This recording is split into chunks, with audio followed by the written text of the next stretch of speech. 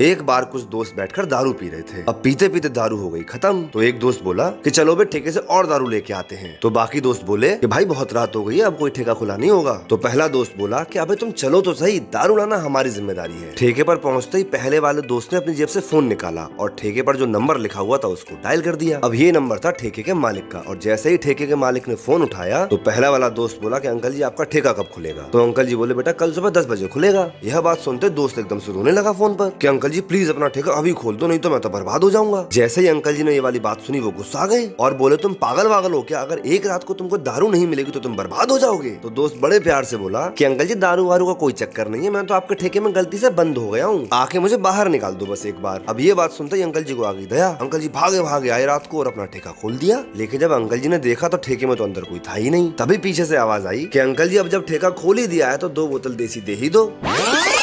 एक दिन धनिया को पुलिस पकड़ कर ले गई और उसको थाने में बंद कर दिया। जब शिक्षा भैया को यह बात पता चली तो वह तुरंत थाने पहुंचे। जब उन्होंने थानेदार से पूछा कि धनिया को क्यों बंद किया है तो थानेदार बोला कि आपके बगल में रहने वाले टिड्डा जी ने धनिया पर चोरी का आरोप लगाया है। अब आपको जो कुछ कहना है कल कोर्ट में आके कहिएगा। अब शिक्षा भैया जानते थे कि टिड्डा जी ने सिर्फ उनको परेशान करने के लिए ही धनिया पर झूठा आरोप लगाया है। इसीलिए शिक्षा भैया पहुंचे शहर के सबसे भोकाली वकील के पास और उन्होंने सारा किस्सा बता दिया। किस्सा सुनने के बाद वकील बोला कि धनिया को जेल से नहीं छुड़ाया जा सकता भाई, क्योंकि धनिया के सपोर्ट में कोई एविडेंस हम पर है नहीं, और अगर हमने इस जज को रिश्वत दी तो हम पक्का केस हारेंगे। तो शिक्षा भैया ने उनसे कहा कि प्लीज आप बस केस लड़िए, बाकी सब मैं देख लूंगा। अगले दिन जब सुनवाई हुई तो धनिया केस जीत गया और वकील एकदम भौचक्का कि शिक्षा भैया ये क्या हुआ, हम केस कैसे जीत गए। तो शिक्षा भैया बोले क्योंकि हमने इस जज को रिश्वत दी थी। तो वकील बोला कि रिश्वत वालों से तो यह जज सख्त नफरत करता है। तो शिक्षा भैया बोले कि माना रिश्वत हमने दी थी, लेकिन लिफाफे पर नाम तो टिड्डा जी का ही लिखा था ना।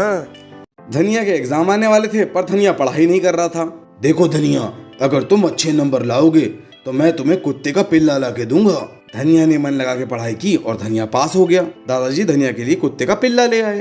धनिया दिन भर अपने पप्पी के साथ खेलता रहता था और पड़ोस वाली पम्मी आंटी को भी वो पिल्ला बहुत पसंद था। दादाजी ने देखा कि धनिया दिन भर कुत्ते के साथ खेलता रहता है, पढ़ाई नहीं करता।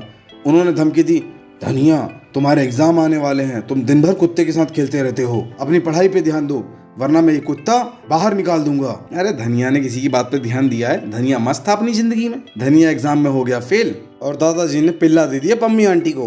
दादी आई, दादी ने पूछा रो क्यों रहे हो धनिया, दादाजी कहाँ हैं? अरे दादाजी गए हैं पम्मी आंटी को पप्पी देने। क्या देने गए हैं?